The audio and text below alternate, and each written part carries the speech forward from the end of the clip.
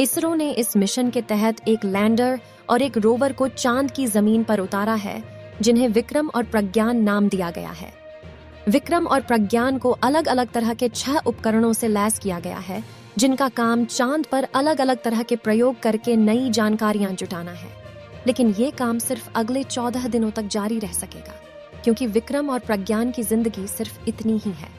इसरो ने चंद्रयान 3 के साथ चांद पर पहुंचे विक्रम लैंडर और प्रज्ञान रोवर की जिंदगी सिर्फ 14 दिन बताई है। इसकी वजह विक्रम और प्रज्ञान का सौर ऊर्जा पर आधारित होना है। ये दोनों सूर्य की रोशनी को ऊर्जा में तब्दील करके अपना काम करते हैं।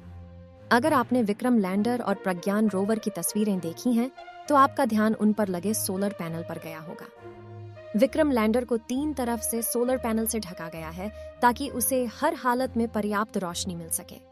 लेकिन ऐसा सिर्फ अगले 14 दिनों तक ही संभव है, क्योंकि 14 दिन के अंदर चांद का ये हिस्सा अंधेरे में डूब जाएगा, क्योंकि चांद का एक दिन पृथ्वी के 14 दिन जितना लंबा होता है। चांद पर बीती 23 अगस्त को सूरज उगा था, जो 5-6 सितंबर तक ढल जाएगा। इसके बाद चांद पर तापमान में भारी गिरावट आएगी, क्योंकि चांद पर पृथ्वी की तरह वायुमंडल नहीं है, जो पृथ्वी को रात के वक्त गर्म रखता है। ऐसे में चांद पर सूरज उगने और ढलने के साथ तापमान में बेहद तेजी के साथ भारी अंतर आता है। इसरो प्रमुख डॉ. सोमनाथ ने बताया है, सूरज ढलने के साथ ही सब कुछ अंधेरे में डूब जाएगा। तापमान -180 डिग्री सेल्सियस तक गिर जाएगा। ऐसे में इस तापमान पर इन सिस्टम्स का सुरक्षित बने रहना संभव नहीं है। इस 14 दिन लंबी अंधेरी रात के बाद चांद पर एक बार फिर सूरज उगेगा और तापमान में गिरावट दर्ज की जाएगी। लेकिन क्या सूरज की रोशनी एक बार फिर प्रज्ञान और विक्रम में नई जान फूंक पाएगी? इसरो के प्रमुख डॉ. सोमनाथ ने यह कहा है कि इस तापमान पर इनके सुरक्षित बचे रहने की संभावनाएं काफी कम हैं। हालांकि उन्होंने ये भी कहा, अगर ये सिस्टम सुरक्षित बने रहते हैं तो हम बेहद खुश होंगे। अगर ये दोबारा सक्रिय हो जाते हैं तो हम इनके साथ एक बार फिर काम शुरू कर पाएंगे, और हम उम्मीद करते हैं कि ऐसा ही हो। लेकिन अगर चांद पर एक बार फिर सुबह होने के बाद भी प्रज्ञान और विक्रम सक्रिय नहीं हो सके तो क्या होगा? वह कहते हैं, इस मिशन को चांद के नमूने संग्रहित करने वाले मिशन नहीं है। इन पर मौजूद उपकरण लेजर की मदद से जानकारी जुटाएंगे, जिसका विश्लेषण किया जाएगा। अभी भारत के पास वो तकनीक उपलब्ध नहीं है जिससे वो चांद पर अपना मिशन भेजकर सैंपल के साथ वापस लेकर आ सके। हाल ही में चीन ने इस काम को बेहद सफलता के साथ करके दिखाया है। इसके पहले अमेरिका और रूस भी ऐसा कर चुके हैं। ऐसे में चांद पर पहुंचने के साथ ही प्रज्ञान रोवर और विक्रम लैंडर की उल्टी गिनती शुरू हो गई है। लेकिन इतने कम समय में ये दोनों चांद से किस तरह की जानकारियां भेज पाएंगे?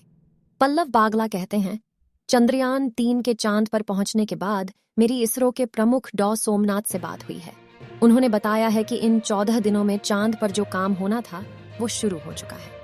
थोड़े समय में उनकी तस्वीरें आना भी शुरू हो जाएंगी। इसरो की ओर से लगातार विक्रम लैंडर की ओर से खींची हुई तस्वीरें भेजा जाना जारी है। इसके साथ ही एक वीडियो भी जारी किया गया है, जिसमें लैंडर चांद की सतह की ओर बढ़ता दिख रहा है। यही नहीं, सोशल मीडिया पर एक वीडियो वायरल हो रहा है जिसमें प्रज्ञान रोवर विक्रम लैंडर से बाहर निकलता दिख रहा है। लेकिन तस्वीर खींचने से इतर ये उपकरण चांद पर क्या काम करेंगे? इन 14 दिनों में से 2 दिन पहले ही गुजर चुके हैं और अब 12 दिन शेष हैं। पिछले 2 दिनों में इन उपकरणों की टेस्टिंग की गई है। इसरो की ओर से लगातार आ रहे अपडेट्स में बताया जा रहा है कि सभी सिस्टम ठीक हैं। बागला बताते हैं, चांद की सतह पर पहुंचने के बाद पहले सारे उपकरणों की जांच की जाती है। देखा जाता है कि वे ठीक से चल रहे हैं या नहीं, एक दूसरे के साथ संवाद करने में सक्षम हैं या नहीं, और इसके बाद वैज्ञानिक प्रयोग शुरू होंगे। विक्रम की ओर से काम शुरू किया जा चुका है, क्योंकि इसरो के पास ज्यादा वक्त नहीं है। केवल 14 दिन का वक्त है, जिसमें सभी वैज्ञानिक प्रयोगों को पूरा करना है। वे कहते हैं, क्योंकि अभी चांद पर दिन है और सूरज निकला हुआ है। ये उपकरण सोलर पावर पर आधारित हैं। सूरज ढलने के बाद ये काम करना बंद कर देंगे। इनकी बैटरियों में जान नहीं बचेगी। ऐसे में इसरो ने तुरंत इस दिशा में काम करना शुरू कर दिया है। नासा के मुताबिक चांद के दक्षिणी ध्रुव एक रहस्यों से भरी हुई जगह है, जहां काम करना बेहद जटिल है। ऐसे में क्या प्रज्ञान को आने वाले दिनों में किसी तरह की चुनौतियों का सामना करना होगा? बागला बताते हैं, इसरो की ओर से एक तस्वीर जारी हुई है जिसमें विक्रम की एक टांग दिख रही है जो कि टूटी नहीं है और दूसरी टांगें भी सुरक्षित हैं। इसके साथ ही जमीन दिख रही है जो कि काफी सपाट लग रही है। ये बहुत खुशी की बात है क्योंकि अब रोवर अपना काम अच्छे से कर पाएगा। 6 पहियों वाले इस रोवर का वजन मात्र 26 किलोग्राम है जो बेहद धीमी गति से चलता है। लेकिन चांद की सतह पर चलते हुए प्रज्ञान रोवर आने वाले 2 हफ्तों में क्या क्या करेगा। बागला बताते हैं, प्रज्ञान चांद के दक्षिणी ध्रुव की जमीन पर चलेगा जहां अब तक दुनिया के किसी देश का कोई उपकरण नहीं चला है। ऐसे में उसकी ओर से जो भी डेटा भेजा जाएगा वो अपने आप में बेहद खास और नई जानकारी होगी। ये चांद की सतह की रासायनिक संरचना के बारे में बताएगा कि चांद की जमीन में किस तत्व की कितनी मात्रा मौजूद है, और चांद की पूरा भूगर्भ शास्त्र एक जैसा नहीं होगा। ऐसे में अभी तक चांद के जो भी टुकड़े आए हैं वे चांद के भूमध्य रेखीय क्षेत्र से आए हैं। ऐसे में ये जो भी डेटा भेजेंगे वो अपने आप में नया होगा।